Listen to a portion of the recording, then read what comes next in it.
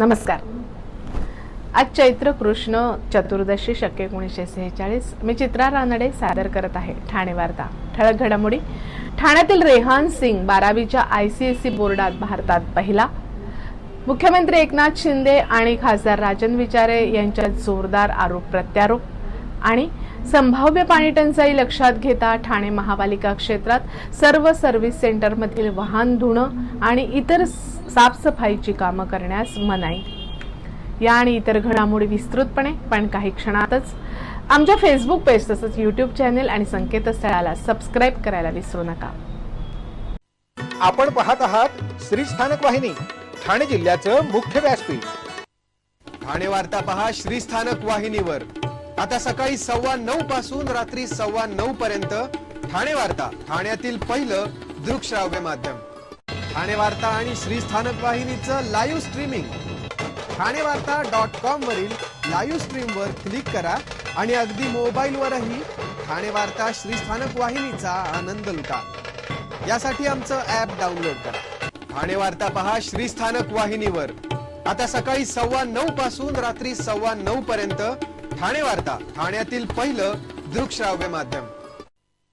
आपण पाहत आहात श्री स्थानक वाहिनी, ठाणे जिल्ह्याचं मुख्य व्यासपीठ।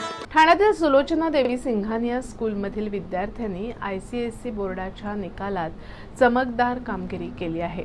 ICSE बोर्डाचा 10वी-12वीचा निकाल जाहीर झाला असून यामध्ये सुलोचना देवी सिंघानिया शाळेतील विद्यार्थी रेहान सिंग संपूर्ण भारतातून पहिला आला आहे। त्याला 99.75% गुण मिळाले आहेत। आपल्या यशाबद्दल प्रतिक्रिया व्यक्त करताना रेहान म्हणाला की माझे आई वडील आणि माझ्या शिक्षकांच्या मार्गदर्शनामुळे हे यश प्राप्त झालंय। मला साहित्य, आंतरराष्ट्रीय राजकारण आणि इतिहास वाचायला नेहमीच आवडतं। आपल्याला कविता आणि इतरही गोष्टींवर लिहायला आवडतं। UPSCच्या माध्यमातून भारतीय परराष्ट्र सेवेद्वारे देशाची सेवा करणं हे आपलं स्वप्न आणि ध्येय असल्याचं रेहान सिंग यांनी सांगितलं। याच शाळेतील शगुन गोयल हिला 99.25%, किमया बहुआ हिने 99.80% गुण मिळवले असून तिला टेबल टेनिस तसंच इतर खेळांची आवड आहे। याच शाळेतील यशवर्धन पाटील यांना 10वीच्या परीक्षेत 99.40% गुण मिळवले आहेत। कल्याण लोकसभा मतदारसंघात उमेदवार कोण हे ठरत नव्हतं। जेव्हा ठरवलं त्याच्यावर पण विश्वास नाही अशी परिस्थिती त्यांच्यावर आली आहे। त्यांना कार्यकर्त्यांवर, पदाधिकाऱ्यांवर, नेत्यांवर कधीच विश्वास नव्हता। त्यांचा फक्त स्वतःच्या परिवारावरच विश्वास आहे असा टोला खासदार श्रीकांत शिंदे यांनी उद्धव ठाकरेंना लगावला। श्रीकांत शिंदे यांच्या निवडणूक कार्यालयाचं कल्याण पूर्वेत उद्घाटन झालं। या उद्घाटनाच्या वेळी ते बोलत होते। ठाकरे गटासह इंडिया आघाडीवर त्यांनी यावेळी हल्लाबोल केला। तुम्हाला पदाधिकारी, कार्यकर्त्यांवर विश्वास नव्हता, फक्त स्वतःच्या परिवारावर विश्वास आहे म्हणून तुम्हाला 50 आमदार, खासदार, नगरसेवक, पदाधिकारी सोडून गेले असा टोलाही त्यांनी उद्धव ठाकरेंना लगावला। धर्मवीर आनंद दिघेंची लोकप्रियता वाढत होती। यशाच्या शिखरावर असताना त्यांना त्रास देण्याचं काम त्यांनी केलं। इतकंच काय, त्यांचे जिल्हाध्यक्षपद काढून घेण्याचं कारस्थान सुरू होतं। दिघेंचे आयुष्य आश्रमात गेले। मात्र जेव्हा निधन झालं तेव्हा दिघेंची कुठे कुठे प्रॉपर्टी आहे असा पहिला प्रश्न उद्धव ठाकरेंनी विचारला होता। दिघे यांच्या प्रॉपर्टीवर उद्धव ठाकरेंचा डोळा होता अशी घणाघाती टीका मुख्यमंत्री एकनाथ शिंदे यांनी केली। ठाणे लोकसभा मतदारसंघाचे उमेदवार नरेश म्हस्के यांच्या प्रचारासाठी आयोजित महायुतीच्या कार्यकर्त्या मेळाव्यात ते बोलत होते। दिघेंचे जिल्हाध्यक्षपद काढले तर ठाणे जिल्ह्यात पक्षच उरणार नाही असं जेव्हा त्यांना समजलं तेव्हा थांबले। उत्तराधिकारी म्हणून राज ठाकरेंचं नाव सुचवलं म्हणून दिघेंना त्रास देण्यात आला असं मुख्यमंत्र्यांनी सांगितलं। धर्मवीर आनंद दिघे यांनी आपल्याला आयुष्यात उभं केलं। तुला समाजासाठी काम करायचंय हे दिघेंचे शब्द आजही कानात घुमतात। धर्मवीर सिनेमात या संदर्भात राजन विचारे यांनी राजीनामा देऊ केल्याचा दाखवलेला प्रसंग काल्पनिक आहे। प्रत्यक्षात त्यावेळी राजन विचारे राजीनामा देण्यास तयार नव्हते। जेव्हा दिघेंनी त्यांच्या भाषेत समजावलं तेव्हा विचारे यांनी राजीनामा दिला। आता खरी वस्तुस्थिती सिनेमाच्या दुसऱ्या भागात समोर येईल असं मुख्यमंत्र्यांनी यावेळी सांगितलं। तुम्ही 2019 मध्ये जनतेशी बेईमानी केलीत, बाळासाहेबांचे विचार सोडून काँग्रेसच्या मांडीला मांडी लावून बसलात। देवेंद्र फडणवीसांनी 50 फोन केले पण तुम्ही एकही फोन उचलला नाही. उद्धव ठाकरेंचा कृतज्ञपणा यातून दिसून आला. पंतप्रधान नरेंद्र मोदी यांनी 10 वर्षात एकही सुट्टी घेतली नाही. महायुतीकडे नेशन फर्स्ट आहे तर महाविकास आघाडीकडे कट करप्शन कमिशन आहे, अशी टीका मुख्यमंत्र्यांनी केली. आपण फार प्रेमळ आहोत पण ठरवलं तर करेक्ट कार्यक्रम करतो, असा इशारा त्यांनी उद्धव ठाकरेंना दिला. आपण कार्यकर्ता म्हणून प्रचाराला जातो, मुख्यमंत्री म्हणून नाही. जिथे जातो तिथे विरोधकांचा बाजार उठतो, अशी टीका त्यांनी केली. नरेश म्हस्के हेच आनंद दिघेंचे खरे शिष्य आहेत. ठाणे मतदारसंघाबाबत आमच्या भावना जोडलेल्या आहेत. दिघेंचा बालेकिल्ला आहे. बाळासाहेबांचे विचार सोडलेल्यांसोबत गेलेले राजन विचारे हे दिघेंचे नकली शिष्य आहेत, तर नरेश म्हस्के हेच असली शिष्य आहेत, असंही मुख्यमंत्र्यांनी स्पष्ट केलं. धर्मवीर चित्रपटातील दृश्यांवर 2.5 वर्षानंतर का बोलता? या चित्रपटाचे खरे किस्से आपल्याला माहीत आहेत. आता थोडे दिवस उरले आहेत. उगीच नादी लागू नका. तोंड उघडलं तर तुम्हाला तोंड दाखवायला जागा शिल्लक राहणार नाही, असा खमखमीत इशारा ठाणे लोकसभा मतदारसंघाचे उद्धव ठाकरे गटाचे उमेदवार राजन विचारे यांनी दिला. आपल्याला शिवसेनेत 40 वर्ष झाली. यांचा उदय आनंद दिघे गेल्यानंतर झाला. बाळासाहेबांचे विचार शिवसेना फोडण्यासाठी कधीच नव्हते. मोठं वादळ येऊन सुद्धा त्यांनी पक्ष एकसंध ठेवला. दिघेंवर बाळासाहेबांचा विश्वास होता. पहिली सत्ता या ठाण्याने दिली. 2014च्या निवडणुकीला ठाण्यातील सैन्य घेऊन ते त्यांच्या मुलासाठी कल्याणला गेले. आपण एकटा राहून इथून निवडून आलो. ते आणि त्यांचा मुलगा एवढंच त्यांना होतं, असं राजन विचारे यांनी सांगितलं. आपण सामान्य कार्यकर्ता आहोत. कधीच पैसे खर्च करून आलो नाही. आपल्याकडे तेव्हा खोके नव्हते. त्यांची 2 मुलं गेली त्यावेळी त्यांच्या सोबत होतो. तुम्हाला शिवसेना संपवायची होती. सर्वांना माहीत आहे राजन विचारे काय आणि म्हस्के काय आहे. तुम्ही धर्मवीर पिक्चर काढला, त्यासाठी तुम्ही पैसे काढले नाही. कार्यकर्त्यांनी खिशातून पैसे काढले. तुम्ही फक्त महापालिकेत टेंडरचे पैसे खाण्याचं काम केलं. पालिका खाली केली, असाही आरोप विचारेंनी केला. आम्ही बोलत नाही, बोलायला लावू नका. तुमची जी आहे ती राहू द्या. आपण अजूनही प्रामाणिक आहोत. तुमच्यासारखा गद्दार झालो नाही. एकनाथ शिंदेला कंटाळून हा माणूस चाललेला. 4 आणि 5 आमदार घेऊन हा माणूस काँग्रेसमध्ये जात होता. हे फक्त पक्ष फोडून सेटिंग करत राहिले. ठाणे किल्ला हा दिघे आणि शिवसेनेचा होता, पण आता परिस्थिती काय करून ठेवली आहे. करोना काळात म्हस्के होते कुठे? मनसेने आंदोलन केल्यावर बाहेर पडले. सत्तेच्या जोरावर शाखा ताब्यात घेतल्या. दिघेंच्या ऑफिसला कधीच नाव नव्हतं. तुम्ही तुमचं नाव दिलं. राजन विचारे तुमच्या मागे होता म्हणून तुम्हाला आमदारकीचं तिकीट मिळालं. तुम्ही 2.5 वर्ष मुख्यमंत्री ठाण्यासाठी काय केलं ते सांगा. चित्रपटावर आता बोलता. इतके दिवस तोंड शिवलं होतं का? पिक्चरचे डायरेक्टर तुम्हीच होता. पिक्चरचे खरे किस्से आपल्याला माहीत आहेत. थोडे दिवस राहिलेत. उगाच नादी लागू नका, असा इशाराही राजन विचारे यांनी दिला. गेल्या 5 वर्षापासून हवामानात मोठ्या प्रमाणावर बदल होत असल्यानं शेतकऱ्यांना सुलतानी नाही तर अस्मानी संकटाचाही सामना करावा लागतोय. गेल्या 2-3 वर्षांपासून कोकणात आलेल्या मोठ्या वादळांचा सामना कोकणातील शेतकऱ्यांनी केला आहे. मात्र अशा अस्मानी संकटांनी कोकणातील शेतकरी मोडून पडत नाहीत.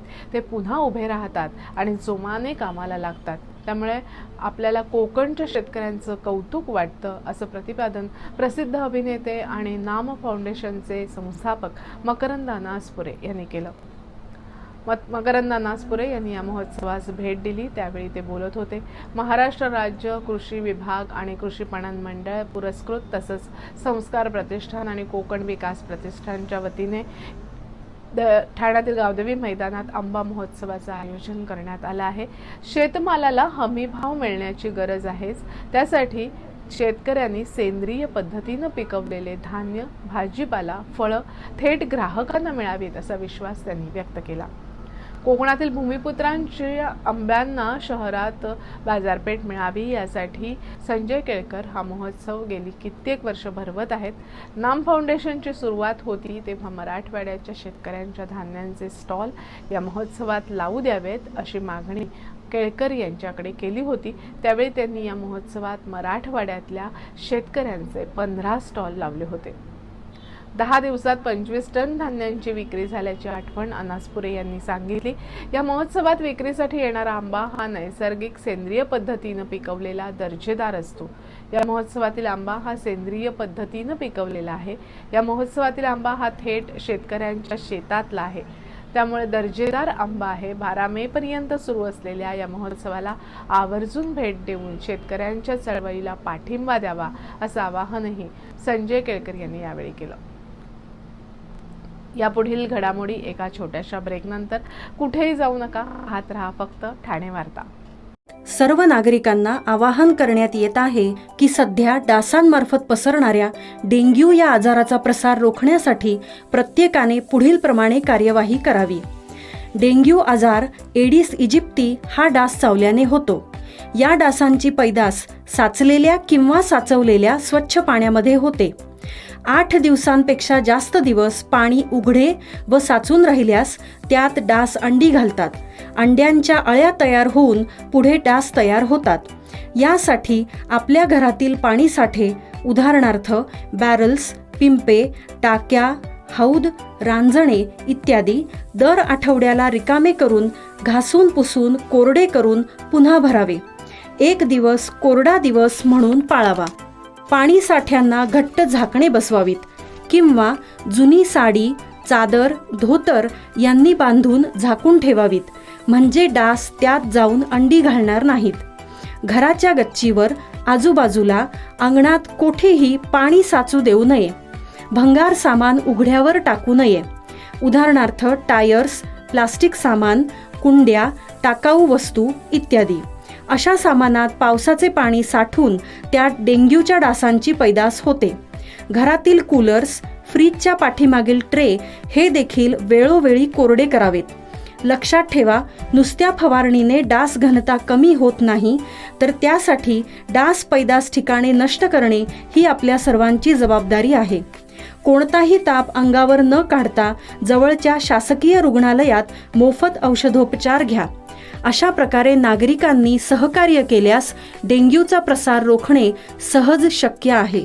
ब्रेक नंतर आपलं पुन्हा एकदा स्वागत. संत सावळाराम महाराज कल्याणशीळ मार्गावर प्रवास आता आणखी वेगवान होणार आहे. या मार्गावरील शिळफाटा येथील उड्डाण पुलाच्या आणखी 3 मार्गिका नुकत्याच खुल्या करण्यात आल्या आहेत. मार्गिकांमुळे शिळफाटा चौकातला प्रवास अधिक वेगवान झाला आहे. कल्याण, डोंबिवली, अंबरनाथ, बदलापुरातून ठाणे, नवी मुंबईकडे जाणाऱ्या वाहनांना कोंडीमुक्त प्रवास करता येणार आहे. त्यामुळे वाहन चालकांना दिलासा मिळाला आहे. कल्याणचे खासदार श्रीकांत शिंदे यांच्या पुढाकारानं या उड्डाणपुलाची उभारणी करण्यात आली आहे. कल्याण, डोंबिवली, अंबरनाथ, बदलापूर तसंच आसपासच्या भागांमध्ये राहणाऱ्या नागरिकांना ठाणे, नवी मुंबईला जाण्यासाठी हबप संत सावळाराम महाराज कल्याणशीळ मार्ग हा अत्यंत महत्त्वाचा मार्ग आहे. या मार्गावरील वाहतूक कोंडी सोडवण्यासाठी गेल्या वर्षी या रस्त्याचं 6 पदरीकरण करून येथील वाहन चालकांना दिलासा देण्यात आला होता. तर या मार्गावरील प्रवास अधिक वेगवान होण्यासाठी या मार्गावरील पुढील टप्पा असलेल्या मुंब्रा परिसरातील राष्ट्रीय महामार्ग क्रमांक 48 वरील शिळफाटा जंक्शन इथे उभारण्यात आलेल्या 6 पदरी उड्डाणपुलाच्या उर्वरित 6 मार्गिका आता खुल्या करण्यात आल्या आहेत. यापूर्वी फेब्रुवारी महिन्यात मुख्यमंत्री एकनाथ शिंदे यांच्या हस्ते या उड्डाणपुलाच्या 3 मार्गिका खुल्या करण्यात आल्या होत्या, ज्यावरून दोन्ही बाजूंची वाहतूक होत होती. कल्याणचे खासदार श्रीकांत शिंदे यांनी MMRDAकडे सातत्यानं केलेल्या पाठपुराव्यामुळे या पुलाची उभारणी करण्यात आली आहे. या उड्डाणपुलामुळे बदलापूर ते डोंबिवली इथून कल्याणशीळ मार्गे ठाणे आणि नवी मुंबई प्रवास करणाऱ्या वाहन चालकांना वाहतूक कोंडीतून मुक्तता मिळणार असून अधिक वेगवान प्रवास करता येईल. यामुळे वाहन चालकांच्या वेळेची आणि इंधनाचीही बचत होणार आहे. या पुलासाठी 119 कोटींचा खर्च आला आहे. या पुलाची लांबी 740 तर रुंदी 12 मीटर आहे. पंतप्रधान मोदी प्रचारासाठी आले तरी लोकांचा रोष कायम राहणार असं प्रतिपादन भिवंडी लोकसभेचे महाविकास आघाडीचे उमेदवार सुरेश म्हात्रे उर्फ बाळ्या मामा यांनी केले. काल रात्री प्रचार फेरी काढण्यात आली। त्यावेळी त्यांनी प्रसार माध्यमांशी संवाद साधत महायुतीचे उमेदवार कपिल पाटील यांच्यावर टीका करत पंतप्रधान नरेंद्र मोदी यांनी जरी या लोकसभेत प्रचार सभा घेतली तर 10 वर्षात काम न केल्यानं लोकांचा रोष कायमच राहणार असल्याचं सांगितलं। तर आपल्यासाठी शरद पवार, उद्धव ठाकरे, नाना पटोले आणि इतर मित्र पक्षातील नेते आणि पदाधिकारी 12 मे रोजी सभा घेणार असल्याचं त्यांनी सांगितलं। गेल्या 10 वर्षात कोणतीही डेव्हलपमेंट लोकसभा क्षेत्रात झालेली नाही, त्यामुळेच लोकांची नाराजी कपिल पाटलांच्या विरोधात पाहायला मिळते। लोक उत्स्फूर्तपणे प्रचार रॅलीमध्ये सहभागी होत आपलं मत व्यक्त करत आहेत। पंतप्रधान नरेंद्र मोदी जरी या लोकसभेत प्रचारासाठी आले तरी देखील गेल्या 10 वर्षात काहीच काम न केल्यानं त्यांच्या विरोधातला रोष समोर येताना दिसत असल्याचं बाळामामा यांनी सांगितलं। एकाच नावाचे 2 उमेदवार असून एका उमेदवाराने दुसऱ्या उमेदवाराच्या अधिकृत पक्षाचा AB फॉर्म पळवल्याची धक्कादायक घटना समोर आली आहे। भिवंडी लोकसभेत गेल्या काही दिवसांपासून महाविकास आघाडीचे सुरेश उर्फ बाळ्या मामा म्हात्रे आणि वंचित आघाडीने पाठिंबा दिलेल्या निलेश सांबरे या दोघांमध्ये उमेदवारी मागे घेण्याच्या चर्चा रंगल्या आहेत। त्यामुळे आपला एक उमेदवार या लोकसभा क्षेत्रात असावा या हेतूनं वंचित बहुजन आघाडीने मिलिंद कांबळे सेवानिवृत्त अधिकाऱ्याला AB फॉर्म देण्याचं ठरवलं। त्यानुसार कांबळे हे वंचित बहुजन आघाडी पक्षाकडून भिवंडी लोकसभेत उमेदवारी अर्ज दाखल करणार होते। त्यासाठी त्यांनी उमेदवारी अर्ज भरण्याची जबाबदारी उल्हासनगर येथील मिलिंद काशीनाथ कांबळे यांच्याकडे दिली होती। अधिकृत उमेदवार असलेले मिलिंद देवराम कांबळे यांच्याकडील पक्षाचे AB फॉर्म आणि इतर महत्त्वाची मूळ कागदपत्र आपल्या ताब्यात घेऊन केवळ नामसाधर्म्य असल्याचा फायदा घेत मिलिंद देवराम कांबळे यांचा अर्ज प्रक्रिया पूर्ण न करता मिलिंद काशीनाथ कांबळे यांनी आपला उमेदवारी अर्ज वंचित बहुजन आघाडीच्या नावाने दाखल केला। आपल्याला उमेदवारीपासून वंचित ठेवल्याचं लक्षात येताच मिलिंद देवराम कांबळे यांनी पोलीस स्टेशनला आणि निवडणूक आयोगाकडे तक्रार केली आहे। फ्लॅश मॉबद्वारे तरुणांनी मतदान करण्याबद्दल जागृती करण्याचा प्रयत्न केला। लोकसभा सार्वत्रिक निवडणुकीसाठी जिल्ह्यात सोमवारी 20 मे रोजी मतदान होणार आहे। त्यासाठी मतदारांमध्ये जागृती करण्याकरता विवियना मॉल इथे PDC इव्हेंट्स या ग्रुपने फ्लॅश मॉबद्वारे जागृती केली आणि मतदान करण्याबद्दल आवाहन केलं। महापालिका आयुक्त सौरभ राव यांच्या मार्गदर्शनाखाली मतदानाची टक्केवारी वाढवण्यासाठी ठाणे महापालिकेतर्फे मतदार जागृतीसाठी वेगवेगळे उपक्रम आयोजित केले जात आहेत। आम्ही मतदान करणार आहोत, आपणही न विसरता हे राष्ट्रीय कर्तव्य पूर्ण करावं असं आवाहन या युवांनी नागरिकांना केलं। तसंच फ्लॅश मॉबद्वारे नृत्यातून रसिकांची मनही जिंकली। लवकरच असा फ्लॅश मॉब कोरम मॉल इथेही करण्यात येणार आहे। जिल्हा निवडणूक आयोग कार्यालयाकडून आगामी लोकसभा निवडणुकीच्या पार्श्वभूमीवर मतदान प्रक्रियेत मतदारांचा सहभागी वाढवण्यासाठी स्वीप अंतर्गत मतदार जागृती करता विविध उपक्रम राबवले जात आहेत। या पार्श्वभूमीवर ठाणे महापालिकेनेही जाहिराती, बॅनर्स, सोशल मीडिया, आशा सेविका तसंच महापालिकेच्या विविध उपक्रमांतर्गत मतदान जनजागृती करण्यात येत आहे। महापालिकेनं मतदान यंत्रांची प्रतिकृती असलेला मॅस्कॉटही तयार केलाय। ठाणे महापालिकेनं संभाव्य पाणी टंचाई लक्षात घेता पाण्याच्या अनिर्बंध वापरावर निर्बंध लावले आहेत।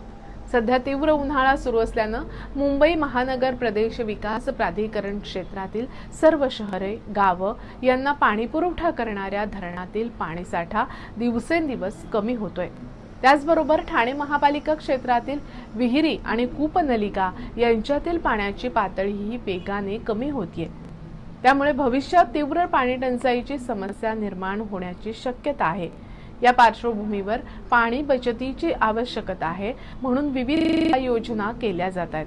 त्याचाच एक भाग म्हणून ठाणे महापालिका क्षेत्रातील सर्व सर्व्हिस सेंटरमधील वाहनं धुणं, पाण्यानं साफसफाई करणं यास मनाई करण्यात आली आहे। ठाणे महापालिका आयुक्त सौरभ राव यांनी दिलेल्या निर्देशानुसार ठाणे महापालिका क्षेत्रात 10 जून पर्यंत दुचाकी, 3 चाकी, 4 चाकी वाहनं, मोठी वाहनं धुणे तसंच पाण्याने साफसफाई करणे या कामांवर पालिकेनं निर्बंध घातले आहेत। या निर्बंधांचे उल्लंघन करणाऱ्या सर्व्हिस सेंटरवर महाराष्ट्र महापालिका अधिनियमातील कलमांनुसार दंडात्मक कारवाई करण्यात येईल असंही महापालिकेनं स्पष्ट केलंय. नागरिकांनीही दक्षता घ्यावी, त्याचबरोबर नागरिकांनीही पाण्याचा वापर काटकसरीनं करून पाणी बचत करावी असं आवाहन महापालिकेनं केलंय. शक्यतो दररोज गाड्या धुतल्या जाऊ नयेत, त्याऐवजी बोअरवेलच्या पाण्याने ओल्या केलेल्या कपड्याने गाड्या पुसाव्यात अशी सूचना महापालिकेनं केली आहे. नागरिकांनी अत्यंत काटकसरीनं पाण्याचा वापर करावा, अंगणात पाणी मारू नये, नळ सुरू ठेवून कपडे धुणे, भांडी घासणे, दाढी करणे टाळावे, घरातील नळांची गळती तातडीनं दुरुस्त करावी, सोसायटीतील गळती टाकी, पाईप, वॉल दुरुस्त करावेत, इमारतींच्या छतावरील टाकी ओव्हरफ्लो होऊ नये याची दक्षता घ्यावी, अन्यथा पाणी पुरवठा खंडित करण्याचा इशाराही महापालिकेनं दिलाय. आंघोळीसाठी शॉवर, बाथटबचा वापर करू नये, इमारती, सोसायटी, संकुलांमधील तरण तलावासाठी पिण्याचं पाणी वापरू नये, पाणी पुरवठा करणाऱ्या धरणातील पाणीसाठा अत्यल्प असल्यानं एक जबाबदार नागरिक म्हणून पाण्याचा अपव्यय टाळून पाणी वाचवण्याचं आवाहन महापालिकेनं केलंय. ब्रेकनंतर आपलं पुन्हा एकदा स्वागत. आपण पाहत आहात श्री स्थानक वाहिनी, ठाणे जिल्ह्याचं मुख्य व्यासपीठ. ठाणे वार्ता पहा श्री स्थानक वाहिनीवर. आता सकाळी 9:15 पासून रात्री 9:15 पर्यंत ठाणे वार्ता, ठाण्यातील पहिलं दृकश्राव्य माध्यम. ठाणे वार्ता आणि श्री स्थानक वाहिनीचं लाईव्ह स्ट्रीमिंग ठाणेवार्ता.com वरील लाईव्ह स्ट्रीमवर क्लिक करा आणि अगदी मोबाईलवरही ठाणे वार्ता श्री स्थानक वाहिनीचा आनंद लुटा.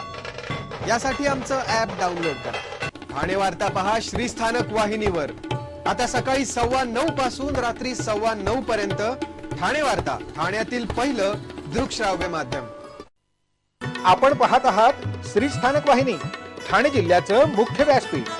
आपण आपले कार्यक्रम अथवा बातम्या आम्हाला ठाणेवार्ता@gmail.com या आमच्या ईमेलवर कळवू शकता. ठळक घडामोडी शेवटी पुन्हा एकदा. ठाण्यातील रेहान सिंग 12वीच्या ICSE बोर्डात भारतात पहिला. मुख्यमंत्री एकनाथ शिंदे आणि खासदार राजन विचारे यांच्यात जोरदार आरोप प्रत्यारोप. आणि संभाव्य पाणी टंचाई लक्षात घेता ठाणे महापालिका क्षेत्रात सर्व सर्व्हिस सेंटरमधील वाहन धुणं आणि इतर साफसफाईची कामं करण्यास मनाई. या होत्या ठाणे वार्ता. आपली एखादी बातमी पाहायची राहून गेल्यास आपण आमच्या ठाणेवार्ता.in या संकेतस्थळाला अथवा फेसबुक पेज तसंच YouTube चॅनेलला अवश्य भेट द्या. तर मग पुन्हा भेटू पुढील बातमीपत्रात, फक्त श्री स्थानक वाहिनीवर. धन्यवाद.